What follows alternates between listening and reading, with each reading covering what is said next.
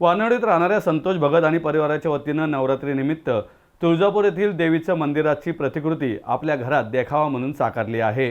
हा देखावा पाहण्यासाठी नागरिक गर्दी करतायत।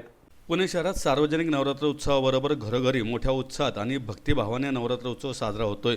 गणेशोत्सवाप्रमाणे नागरिक आता नवरात्र उत्सवासाठी विविध देखावे साकारतायत। असाच एक देखावा वानवडीमधील भगत परिवाराने साकारला असून हा देखावा पाहण्यासाठी नागरिक गर्दी करतायत। सुमित पवार यांनी हा देखावा साकारलाय।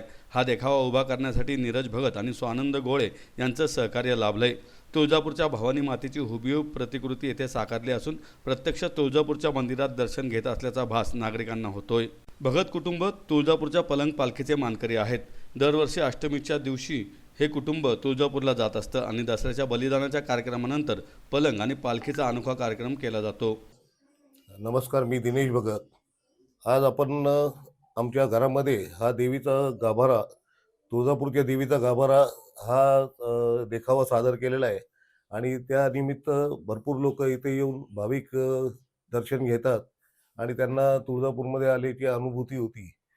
हा एक छोटासा देखावा आमच्या सर्व भगत घराण्याच्या लोकांनी केलेला आहे। तो आपण सर्वांनी आपल्या समोर सादर केलेला आहे, तो पाहून घ्या। हा जो देखावा आहे सुमित पवार यांनी सादर केलेला आहे।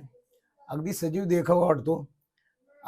अगदी तुळजापुरात गाभाऱ्यात असल्यासारखं आपल्याला अनुभूती होते। त्यामुळे आसपासच्या लोकांना तुळजापूरला जायच्याऐवजी इथंच दर्शन झालं असं लोक समजतात आणि त्यामुळे लोकही भरपूर येतात आहे, त्यांना दर्शनाची अनुभूती होती।